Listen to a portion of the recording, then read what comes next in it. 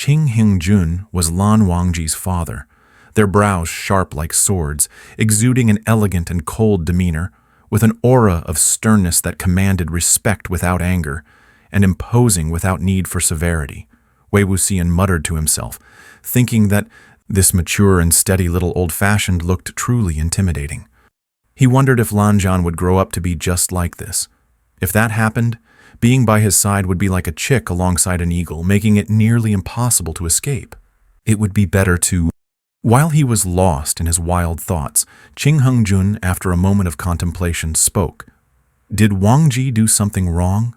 Wangxian was momentarily stunned, thinking to himself that, despite his seemingly aloof and indifferent nature, QingHeng Jun couldn't help but inquire about his cherished son's important matters. Surely, he would be biased in favor of his son. I dare not speak ill of Lan Zhan in front of him, or else, even if I don't get punished, I would certainly be scolded severely. Carefully, he evaded the question, saying, It's not that Lan Zhan did anything wrong. It's just that we are not suitable for each other. QingHeng Jun seemed to see through his little thoughts and sighed lightly, saying, You don't need to be so cautious. If he has done something wrong, speak plainly. No one is perfect, and the Lan clan is not flawless either, even with 3,000 family rules. They cannot encompass all matters of the world, let alone the intricacies of marital affection and love, which are so rarely understood. It is not something that can be clearly explained with rigid words. If it were otherwise, there would be no need for those in the Buddhist path to shave their heads to sever attachments and roots of sentiment, nor to remind the world that love and hatred create obstacles in the mind and that the sea of suffering is boundless. After hearing this, Wangxian was deeply shaken. He had always thought that aside from the gentle and brilliant figures like Zewu Jun in the Gusulan clan, the rest were all like Lan Qiren, stiff and closed-minded, constantly harping on empty and cumbersome virtues such as benevolence, righteousness, propriety, and faith, while considering themselves superior and not tolerating any questioning from others.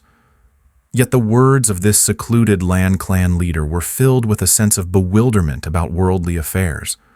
Not only did he bluntly state that the Buddhist path was unresolved, but he also deconstructed the authority of the 3,000 family rules. His evaluation of rigid words was essentially a form of self-deprecation and reflection. To find someone so enlightened and clear-minded within the Lan clan left Wangxian unexpectedly lowering his guard. He couldn't help but feel a sudden impulse to speak his thoughts openly. However, when it came to answering QingHeng Jun's question and thinking about what Lan Wangji might have done wrong, he found himself at a loss for words. With something choked in his heart, he said a sarcastic tone, Him? What's wrong with him?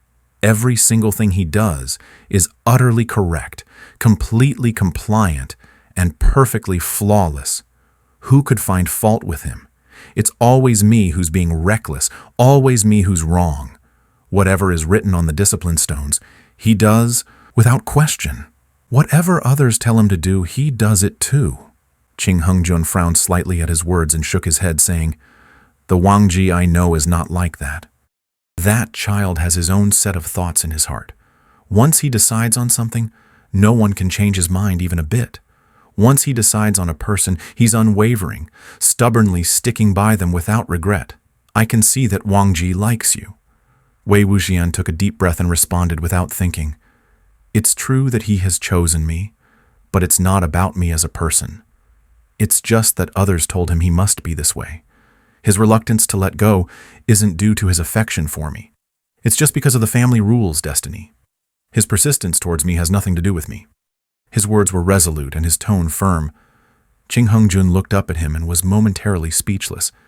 If he had even a hint of true feeling or desire for me, why would he keep rejecting me? Though these words were spoken softly, the silence within the small building made them fall perfectly into QingHeng Jun's ears. Somewhat puzzled, he asked, Reject you?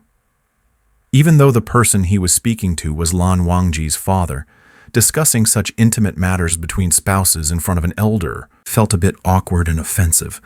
Wangxian was momentarily speechless and quickly shut his mouth. However, QingHeng Jun asked, Reject? doing something intimate with you." Wei Wuxian's words had been vague, but he didn't expect QingHeng Jun to hit the mark so easily.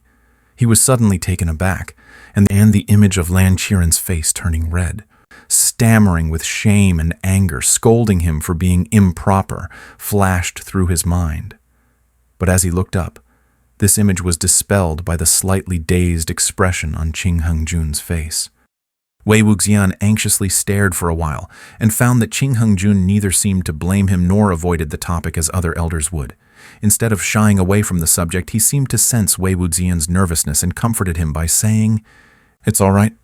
Wei Wuxian's heart beat a few times more quickly. He hadn't expected the seemingly strict father to be not strict at all. Truly, as the father of 2 children, he was much better than the old bachelor Lan Qiren. Even so, for such a prestigious family head to lower himself to worry about his private matters, it was indeed a bit presumptuous. Moreover, he lived in seclusion, seemingly not close to either brother. What could he possibly say about Lan Wangji's married life? To avoid further awkwardness, Wei Wuxian deftly changed the topic.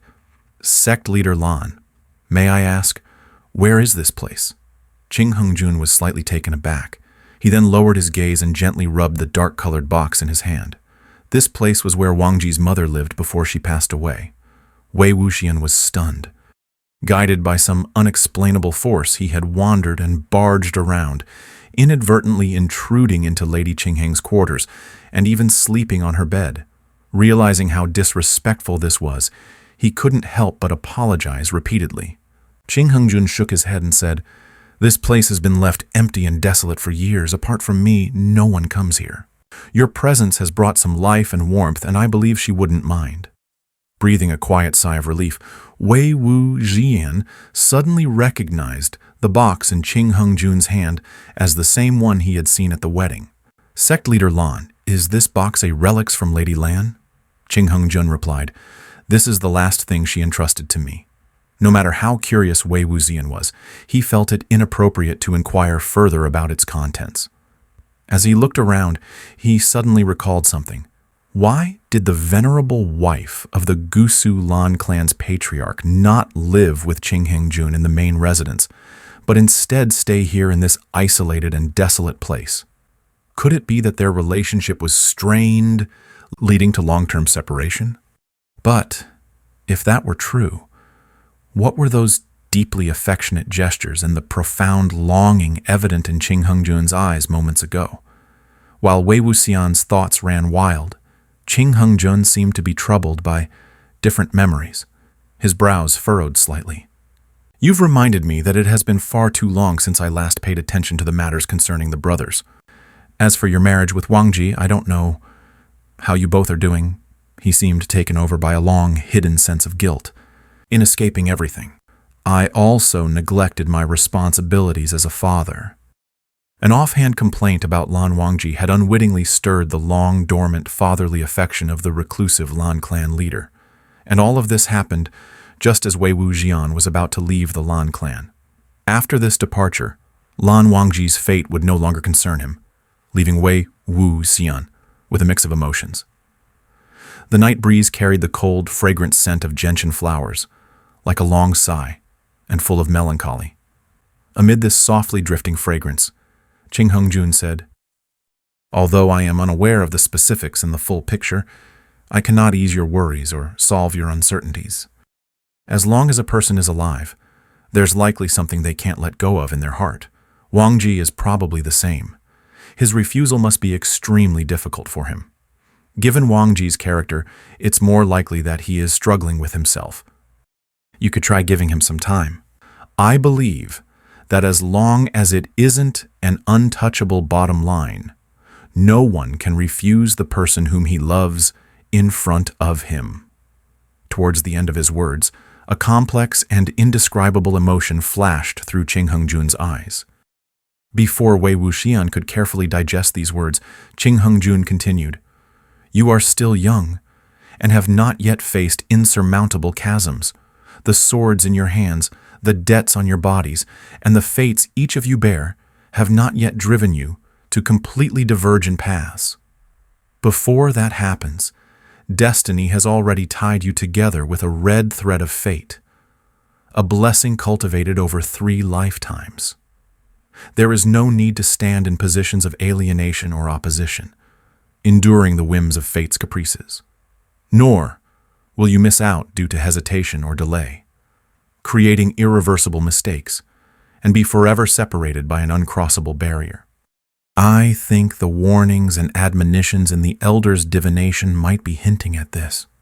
QingHeng Jun's tone suddenly grew heavy, as if he was not talking about the matters between Wangxian and Lan Wangji. Wangxian listened, confused and bewildered, feeling as if he were lost in a fog.